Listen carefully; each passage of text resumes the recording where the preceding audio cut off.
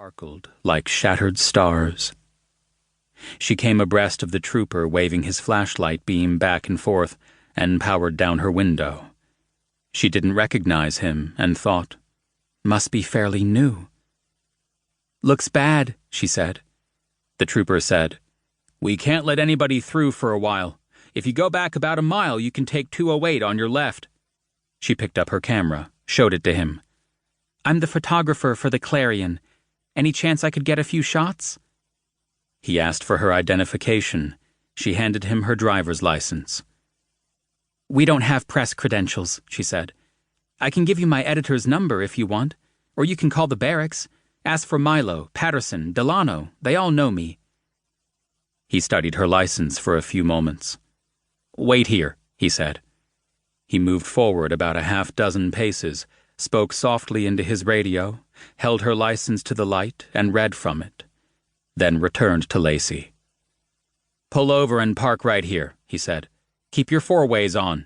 Leave room for the record to get through. There's a fire truck coming too, to hose off the debris."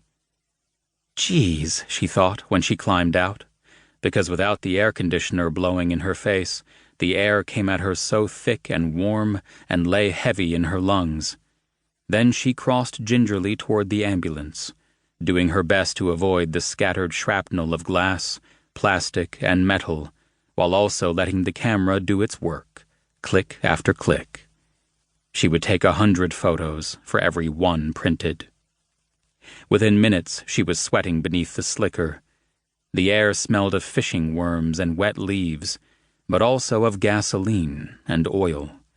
From time to time, she thought she smelled beer, too, and the acrid smoke from the flares. Almost simultaneously, she noticed two things invisible from her car and stopped moving except for subtle turns of her body and the camera. An EMT was hunkered down on the shoulder beyond the tree with the Jeep pinned against it, stretching a large black tarp over a body-size mound. And she now saw that there were 3 people inside the ambulance, not 2, the EMT, the patient on a gurney, and, seated near the patient's head, a young man bent double with his face in his hands. "Driver and passenger in the truck," she told herself. "One person in the Jeep. Deceased." She took another deep breath to steady herself, to push down the clog of nausea in her chest, and started clicking again, several shots into and outside the ambulance as she continued moving, one cautious step after another. Then a dozen shots of each wrecked vehicle, more of the same from various angles, and then, 20 minutes after she began. Anything else, she thought, looked around. Enough. A heaviness always befell her with the word enough. The sadness. With that word, she stopped being a photographer and returned to being Laci, mother and wife, sensitive human being. She thought of the victims' families and felt like an interloper here, an intruder on somebody else's tragedy. "Parasite," a woman had called her once, a grief-stricken woman watching as her house burned down, her husband inside.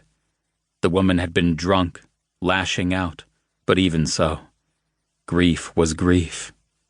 Death was death. The Clarion would not print shots of bodies, and she was glad for that.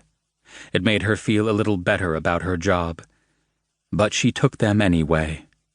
In a few days, she might show them to Molly and her friends. At 14, they still felt invincible. Children needed repeated warnings, object lessons, admonitions about the dangers of driving drunk, driving while texting, driving too fast, whatever the police report might finally reveal. Better to frighten her daughter, she always told herself, than to have her daughter appear in one of the photos. Often the police or the coroner would ask for the body shots, in which case she would get paid twice. Money her family needed. Now she moved beyond the accident and toward the farther trooper.